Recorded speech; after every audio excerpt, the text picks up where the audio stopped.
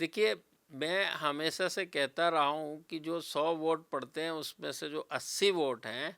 वो उनका जीवन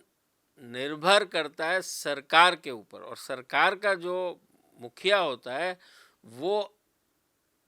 आवाम जो है, 80% जनता जो है वो अपने घर का मुखिया उसको मानती है। जहाँ तक मोदी जी की जो बात है, मैंने अपनी बुक्स में भी लिखा है कि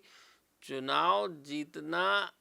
लोगों के दिलों को जीतने की एक प्रक्रिया है।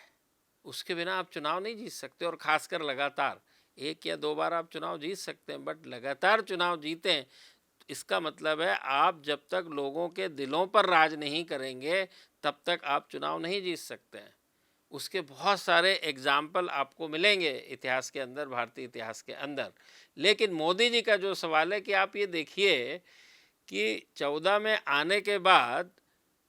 टॉयलेट, गैस कनेक्शन, मकान, इंदिरा आवास योजना भी थी, लेकिन उसकी गति और विस्तार जो मोदी जी के आने के बाद हुआ, प्रधानमंत्री आवास योजना, वो आप पाएंगे कि मल्टीफोल्ड है। तो आपको घर मिल गया, टॉयलेट मिल गया, गैस का कनेक्शन मिल गया, उसके बाद जन धन योजना के तहत डायरेक्ट पैसा आने लगा, आपको यहाँ वहाँ भटकने की ज़रूरत नहीं है। तो फिर उसके बाद कोरोना आया, और कोरोना के बाद अब फ्री राशन भी आ गया। तो कहने का मतलब ये है, ये सारी चीज़ों के लिए घर का एक मुखिया जिम्मेदार होता है, और जब ये सारी चीज़ें किसी सरकार के मुखिया ने आपको मुहैया करा दी हैं तो आप तो उसको अपना परिवार ही मानते हो। तो परिवार, ये जो पृष्ठभूमि है, उसी के चलते मोदी जो हैं वो मोदी हैं, और लगातार 2002 से लेके अभी तक